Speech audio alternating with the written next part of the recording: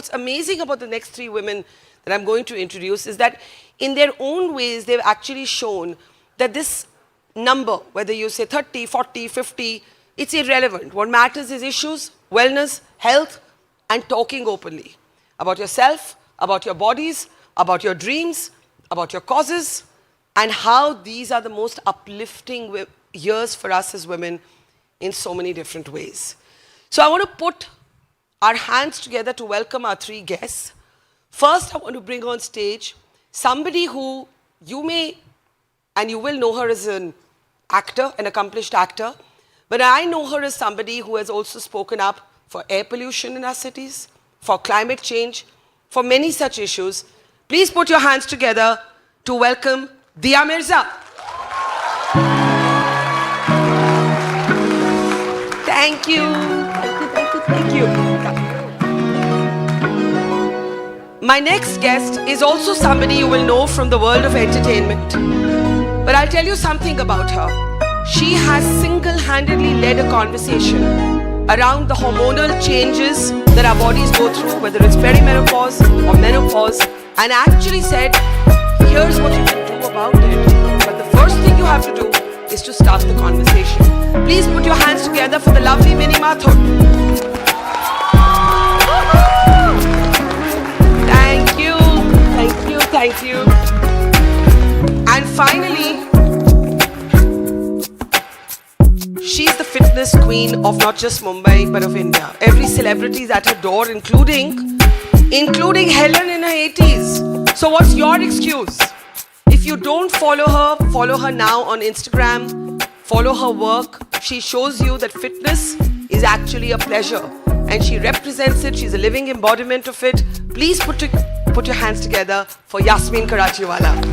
Big round of applause, guys. Let's show them some love. Thank you. Thank you.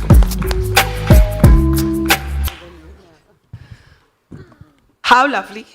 And all three of you have been very patient waiting for our audience to come back from lunch. So we thank you for that. I know you're all terribly busy women and appreciate the patience. I want to know what they ate. What did they eat? But then you'll scold them and you'll say bread mat khao or ye mat khao, wo mat No, I khao. won't scold. I'll just say how they could eat it better. Okay, okay, anyone wants to share what they ate for lunch? Okay, 1 minute. Somebody stand up and there's a mic behind you in the alley. Go there and tell us what you ate for lunch. Come on, there's a mic there. Hang on. Get to the mic. Yeah. Yeah, what did you eat? I can't hear you. Rajma chawal. Rajma chawal. Okay, keep the mic. She ate rajma chawal. Any vegetables with it? No. It would was be a perfect meal tomato if we ate and rajma, chawal and vegetables. Because Why we did need you the not have fiber. vegetables? Itna bhi theek hai yaar. We can let that go. I'm poor chap. Poor guy. Poor guy. Okay, Amir wants to say something. Okay, you want to say something? Can we just get first comments from all of them? Okay, we'll take one comment from you. Yeah. We should be very diet conscious because, as the age increases, we really need to reduce the food products, which are not necessary for the body. So I myself, I don't eat rice, noodles, maida, and cold drinks. So no chola bhatura. No, I eat chole, but no bhature. ये तो बहुत मेरे से नहीं होगा. No, I do that way. And so now, today my lunch was zucchini, stir zucchini, and chestnut. Yasmin would approve. Yeah. My point is, what about pleasure? Protein.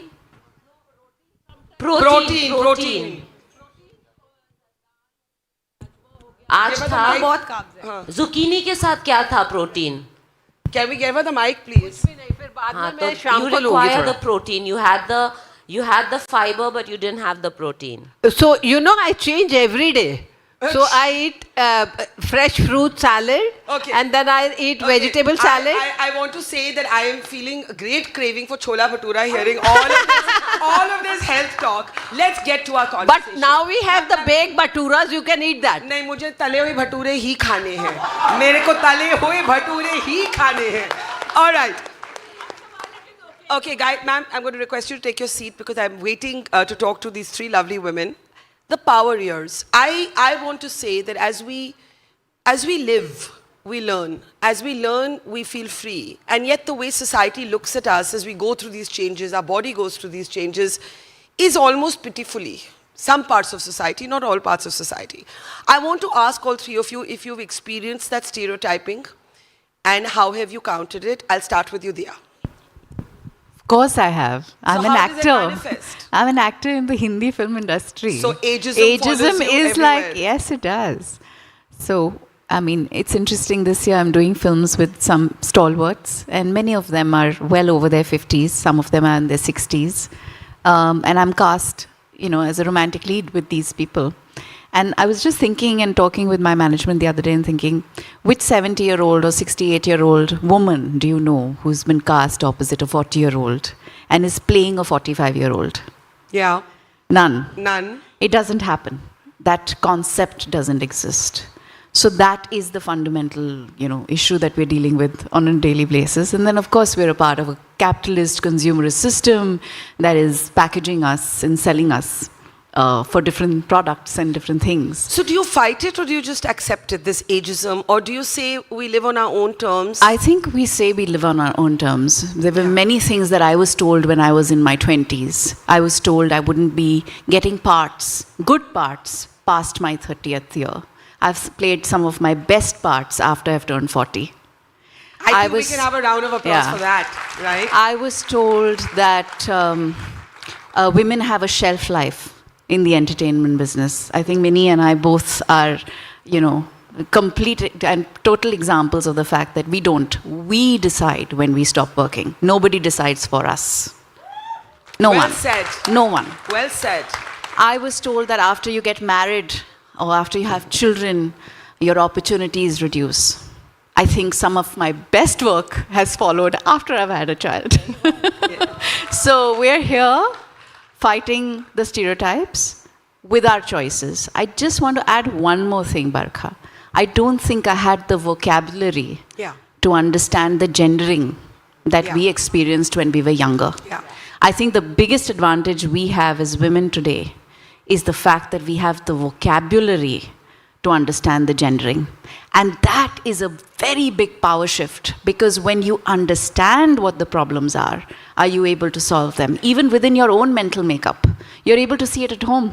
You're able to catch your parents out if they do it sometimes, or even your partners or your siblings or even your children. Sometimes children can say deeply patriarchal things without realizing it. And if we are equipped with that understanding, we're able to change mindsets. And I think you've played a very big part in making that possible. So thank you. Thank you.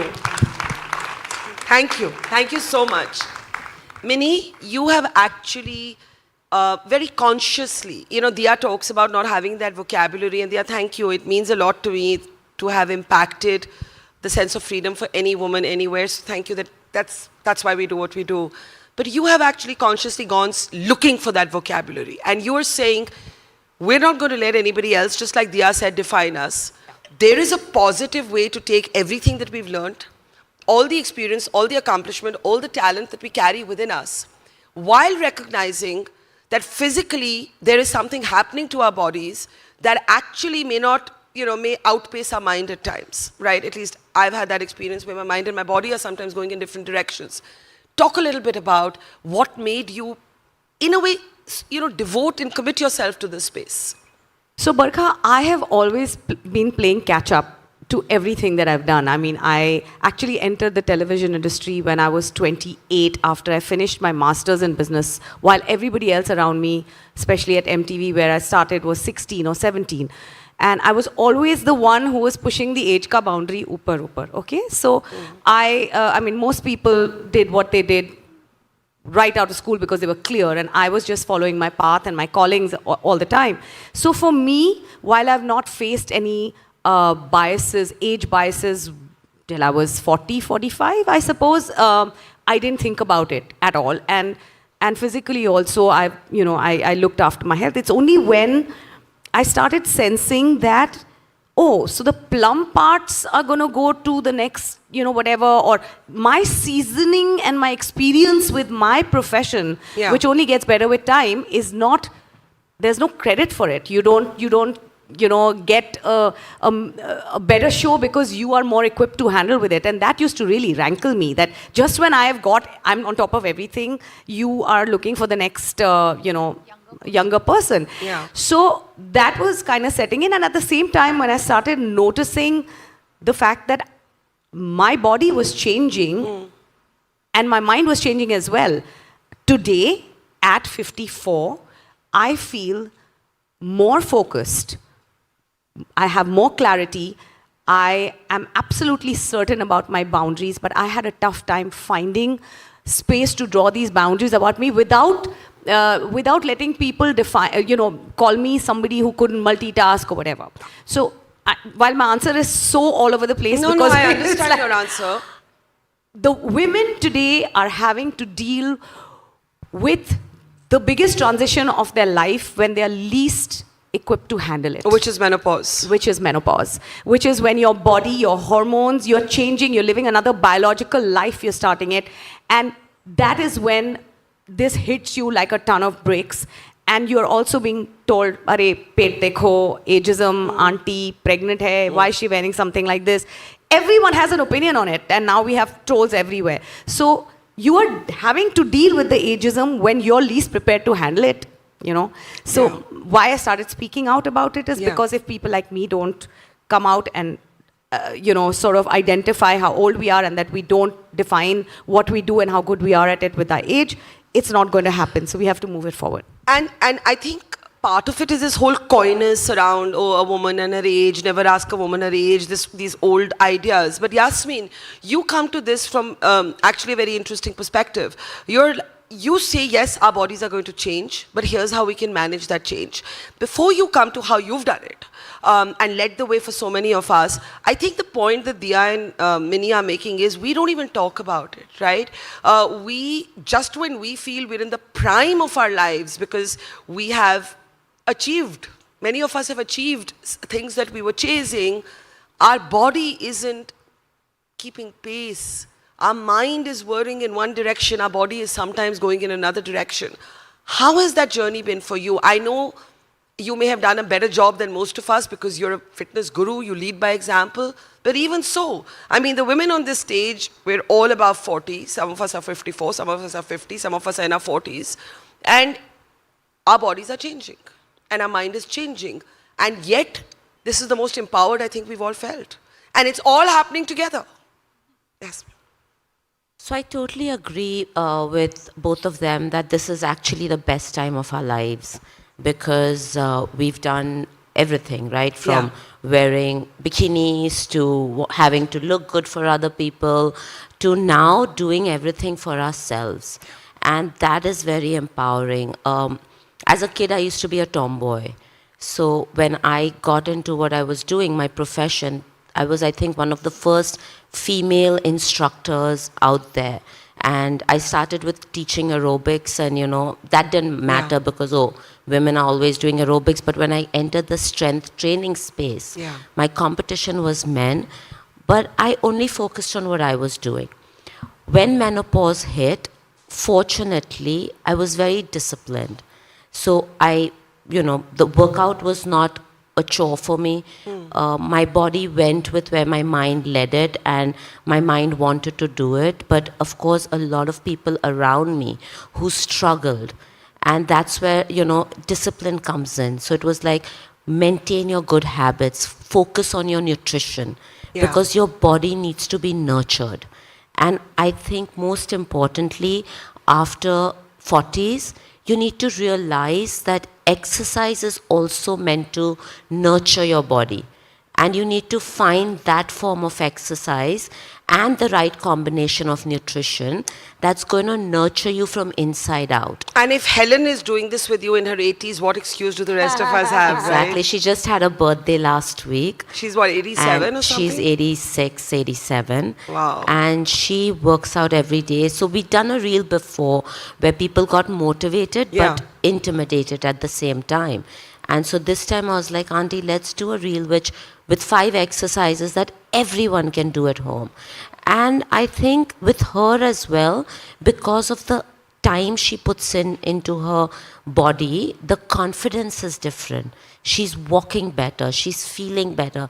And at the end of the day, I think it's important how we feel. And once we feel empowered, there's no one that can stop us. So Dia, is it yes, you please clap loudly for the bits you agree with. I agree, but is it that simple? I agree, 100%. But here are the things that happen, right? Your metabolism changes, so suddenly the body that could be a certain way till you were late 30s, 40s, with the same lifestyle isn't responding in the same way. You know, hot flashes have become the subject of caricatures and jokes. When we were young, nobody wanted to talk about periods. You know, you had whispers around it. We didn't talk about menstruation. When we're older, nobody wants to talk about menopause or perimenopause. This is bizarre. This is bizarre. This is the female body that births this universe. And we are not able to talk when we're young about menstruation, when we're older about perimenopause or menopause. Minnie, you wanted to come in? I was just going to go to Dia, I but just go want to ahead. say, we as women are so scared to take up space in a room and nurture the world around us, but just we don't want to talk about what ails us because we feel that then we'll be impinging on something else that could better the lives of the people around Yeah. us. And it's just high time we came out of the shadows as well. So is it as Yasmin says, you exercise, you look after yourself, you'll be good, you'll be fine, you can manage this. Is it like that? Or do people look at us differently? Do they want to No, I not think- look at us? Do they want to, as Minnie said, call us aunties? You know? I've had a very love-hate relationship with physical exercise. Yes. And truth. Thank you for saying this, though No, Yasmin's going to truth, smack truth both be you and told, me, but yes, yeah. but truth be told, it's a battle for me. Yeah. There are phases where I really enjoy working out and I'm very disciplined and I'm mindful and I'm doing everything that I need to. But then there are phases when I just can't, and it takes a lot of motivation to get myself into a space in a room to work out. I've made things very accessible for myself. There is that treadmill in the room next to mine. But that comes from a place of privilege. I'm Yeah. just saying that if I can find 3 things Yeah. that I absolutely must do and I push myself to do every day, then I am doing my best to make sure I do those 3 things. But it's taken a lot of yo-yoing to get to this point. You know, it's taken a lot of not showing up for myself and realizing, oh my God, what a fool. And then saying, oh, when I do show up for myself, look at the results. It's so empowering. It's so good. See, the thing is that when we reach this point where we are, I'm about to hit perimenopause. So I am beginning to experience flashes, hot flashes. And so I'll be sitting there on a very hot set and suddenly breaking into, unbearable hot flashes. And everybody's looking at me like I'm having a meltdown. I'm Godzilla. And I'm like, I'm really sorry, but I need to breathe. And you make a joke of it, but it's hard. It's really, really hard. But for the most part, I think what happens is we don't consider how challenging it is to be dealing with changing hormones and dealing with the kind of work that we have, especially people like you and me, Yeah. who have such public work where so much of what we do is about human interaction. You know, we can't isolate ourselves and say, oh, today I'm not in the mood. But you have to show up and you have to do the job and you have to be amiable. Even And when for you most so of don't- us, Barka, this comes at a time, the hormonal imbalance comes bang at a time when your kids are dealing with teenage hormones and you have ailing parents to Exactly. look after. Yes. So there are usually 3 stages of hormones and, going around in the same family. I was and just going to say that. 16-year-old teenager, 4.5-year-old toddler, my own perimenopause setting in. It's a nightmare. And I don't know, maybe my husband's going to be hitting andropause very soon too. And then there's work. Yeah. And there's that work that yeah. requires so much of you. And here's my question. This thing of showing up, looking or appearing amiable when you're not feeling it, how do you all do it? To you first, Minnie, and then to Yasmin. All of you and Yeah. me have very public-facing jobs, work, right? We are not, eccentric writers who can live in isolation and turn out a novel. We're constantly meeting people. We're meeting people, and there seems to be some kind of strange scrutiny that happens every time you step out. That doesn't ease up.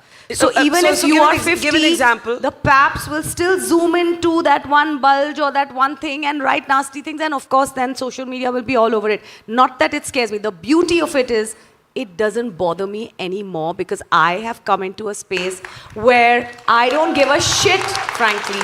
What you think of me and everybody else's opinion is not of consequence. I used to feed off it some years ago. But the clarity and the focus that comes with your hormones telling you that life is in here and not in here, and that your power doesn't rest with your beauty is amazing. And the moment, I can't wait for all of you to get to that point where you know that the power does not rest in your beauty. That is very important. Barkha, the day I wrote on Instagram, I am 52. I exhaled. Somewhere I exhaled and I said, now I don't have to keep up. I don't have to keep up with my 16-year-old colleagues who are doing the same thing. And the lifestyle reset that Yasmin, of course, will talk about, and she, I totally identify when you say that, there's some days where you want to, and there's some days where you have to own up to your feelings and say, I can't work out. And the beauty about hitting this is that your body is asking for time, your body is asking for space, it's asking for boundaries, it's asking for you to stop and smell the roses that you haven't done for 40 years of your life. And it forces you to sit and smell the roses and take your own time, and that's what calms you.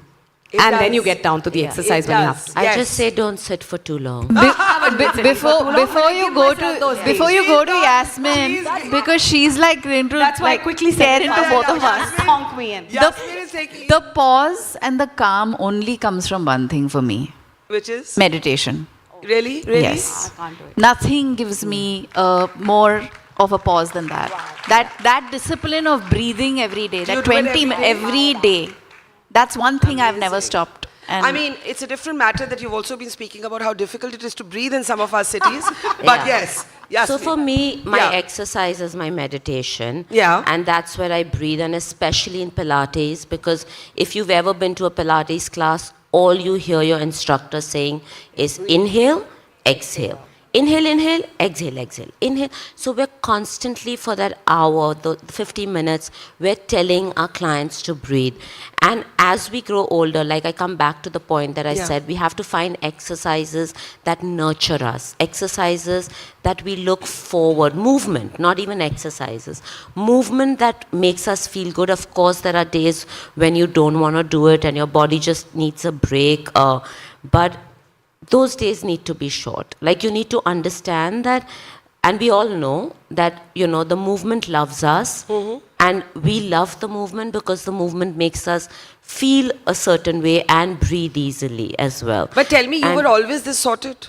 I was the laziest kid. No, I don't believe you. Nobody's going to believe them this. the story. My mom, you know the story. Tell the story. I used to be the laziest teenager. Then? If you asked me to get up and go get that bottle of water, I'd say, Barkha, can you throw it to me? Because I wouldn't get up from here to go get it. And my mom used to always tell me, Tera kya hoga? Kuch to kar.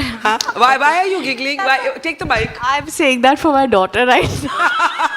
I used to come And my from daughter's school. sitting there saying, listen to her, pay attention, things I are going to used come from change. school and not get out of my night. So how did that person become this person? Just, a friend of mine was dating someone and wanted to look good and forced me to go to the gym because there was a deal 2 for the price of 1. And I went in because, when we were kids, it was peer pressure. If you're my best friend, you'll do this for me. So I was like, okay.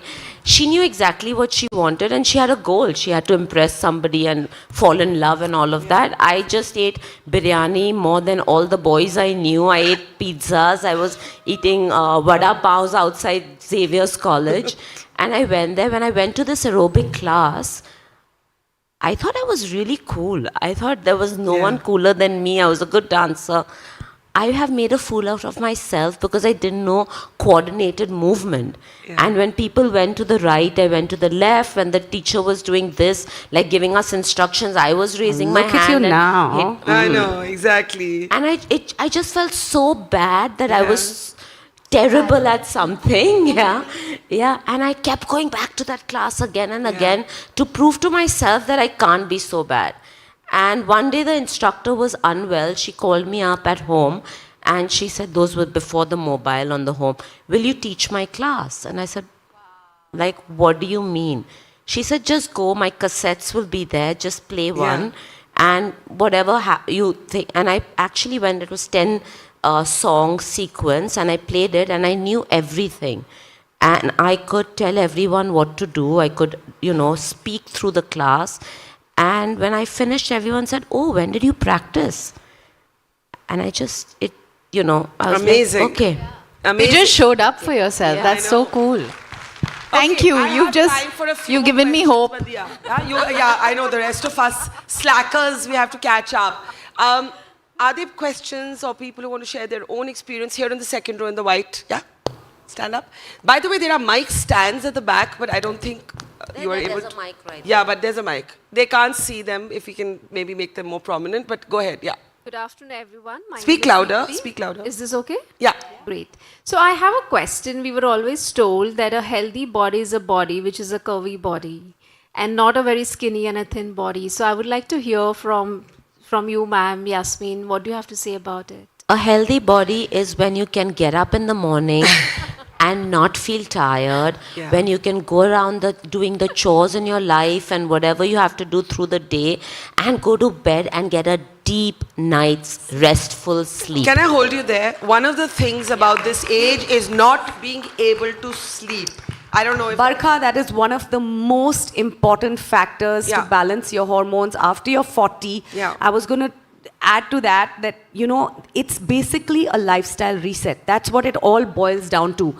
Every parantha you've eaten, chola bhatura, or any, alcohol and, everything, late nights, all of that That's has so unfair, to, no? It's not, because you will find ho gaya na, you've done enough of it. This is I don't want to stop doing and you can. If 80% of the time you can reset what you're doing and do it No, no, well, yeah. you No, can I take hear your you. leaps I'm of not- I'm faith. not I do disagreeing. that I'm all only the time. playing the No, fool. but Yeah. also we have to realize the hormonal changes, right? So we need supplementation because we're not getting it from our food, and our bodies after the age of 40 need more supplementation, need enough protein to make us not feel tired, magnesium to be able to But get sleep, yes, magnesium to be able to sleep. So sleep is the basis And of if you- everything. But I But want don't to say- self-prescribe magnesium, okay? First check what the Yes. levels are in your blood. do your Exactly. blood test, Type. show Yeah. it to somebody who knows how to read it and supplement.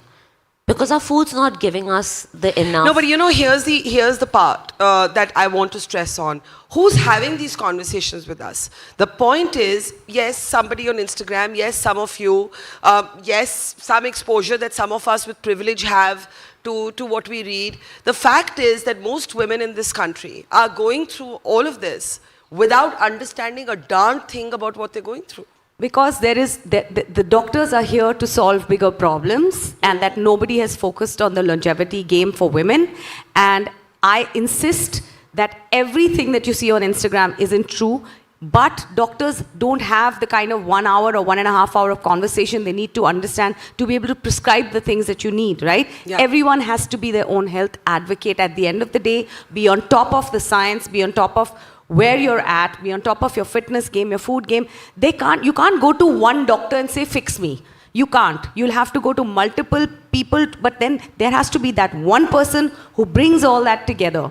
Okay, Yeah, and I understand. think the internet has been a game changer because it For good or has for bad? for good also, because a lot of access to good verified information is available more than ever before, and it's or at least put options on the table. But it's Absolutely. also important to check and verify the information. which is why I that said you're reading. verifiable Because information. you have a lot, like But we're not acknowledging a very large percentage of women in our country Who have when no we're access talking to about any who have of no this. access to any of this, right? Which is like, say 60% of your farmers, your agricultural workers, your women Yeah. who are in the fields doing the work.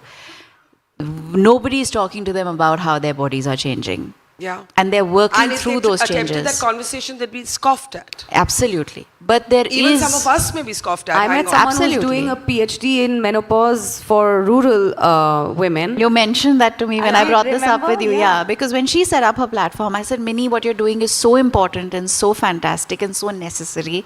Can you find a way to reach out to rural women? Yeah. Because they need this information just as much as we do. But the good news is, like she said, she has a friend who's doing this PhD, but there are more and more now NGOs that are working and focused on women's health and making information that's vital to them accessible, including supplementation, Yeah. which is something that was never, even like government programs are doing it now. Of course, we are far off from where we Yes. need to be, but there is some movement in the right direction. I have time for one more question. Let's hear somebody who hasn't spoken. Have you spoken yet? Yeah, stand up in the black, yes. There's a mic behind you, yes. Oh, okay, all right. It's okay, it can be anybody, it's all right, yeah. You must have heard about this experiment of reverse aging by Brian Johnson. What are your views on that? Oh my God. All right. Anyone wants to take that? Because I have I will. yes. और भी गम है ज़माने में. Reverse Reverse. This idea of longevity, of youthfulness, I think is the opium that has corrupted the conscience of man. I'll tell you why I'm saying this. It is the same ego and the same avarice and the same desire for power that is driving the climate crisis, or rather the catastrophe, is driving inequity in society and is causing 99% of the problems that we're dealing with. So no, I don't believe in it at all. I hope that especially some very powerful, can I say it? Yes. White men who are disadvantaging this world to the extent that they are, I hope they go sooner than later. And I hope no reverse aging programs work on such people. Okay. And why is Yeah. everyone so scared of aging? Yeah. Age is beautiful. I'm 55, she's 54, you're in your 40s. 54. Yeah, and we love it. 54. Why are Yeah. we looking Yeah, at I don't think there's reversing anything more dynamic and Look powerful ahead. and beautiful than a person who is evolving Yeah. And at any age. absolutely. Plus, you have an audience that's fairly in their 20s and 30s Yeah, here. I'm yeah. so proud of all of you. I can only tell you, it's all about being hopeful.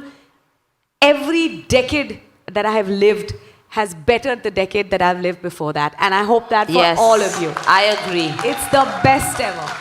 I want to ask all three of you in the end. We've called this conversation the power years because we believe that we are the vehicles of our own power. We don't need that validation externally, though we all struggle with it in different ways. What's the one thing that gives you power, all three of you? I'll start with you, Yasmin. Where do you get your sense of power from?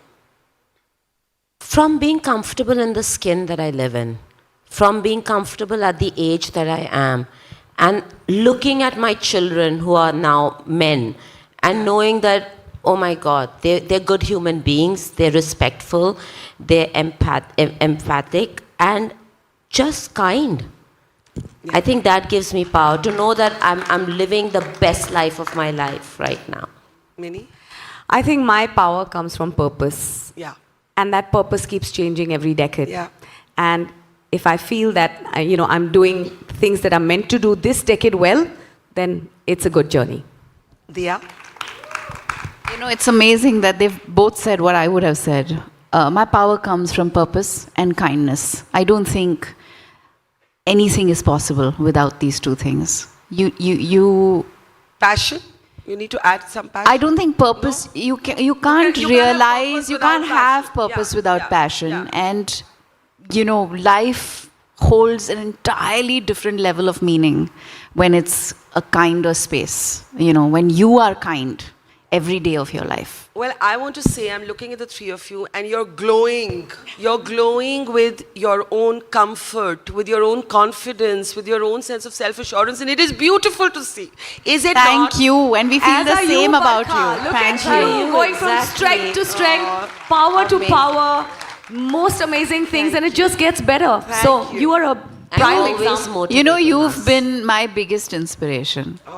For decades, I've always looked up to you. I've always admired you, For a and whole I have And I always said that to you reveled. too when you messaged me. I've always reveled in your power. Oh, So thank you. thank you so much. Thank you so represented much. it I'm all. going to start crying because it's so moving to hear that. There's one very special moment that we are now going to unfold on stage.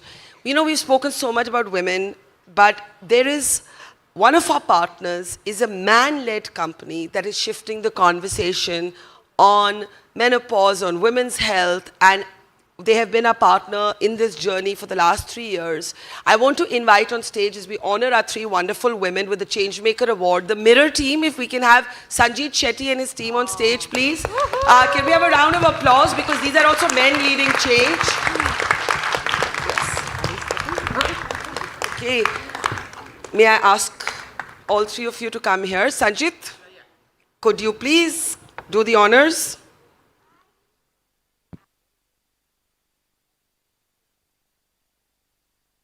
The Mirror team is a lot of young women and one. I love your colors. So I just want to say about, before we give out the awards. Sanjit. Do you remember me? Because I've been stalking you for years. Oh. Hi. Okay, I just want to say before we give out the awards that Mirror is focusing on community, on talking about hormone replacement therapies, about they have an app, so look them up. And what I've always found very interesting is how passionate. This is not Sanjit's main sort of business, but this is something he does from passion. He's really interested in it. He's been talking to me about it for years, and I think it's wonderful the work that Mirror and the entire team, Sanjit and the entire team, have been doing. If I may ask you to do the honors now for Yasmin Karachiwala, our Changemaker Award. Let's have a big round of applause for the next one for Dia. Guys, show them some love, come on. And Minnie. Let's give it up for all of them. Sanjit, you want to say something? Every woman will go through this for nearly half of her life, through 50 odd symptoms, yet it's the world's most favorite secret to keep. I asked myself why, and I really appreciate, I bow down to all these women, including the women in my team. It's because of you that the conversation is shifting. God bless you all. I'm just a male ally, and I tell you, I feel for this. And I go around the country talking to other men. So whenever you have men who want to hear it from another man who speaks loudly, please call me. Thank you very much. Thank you. Thank you. Thank you. Thank you so much. Thank you. Thank you so much. Thank you, Barkha.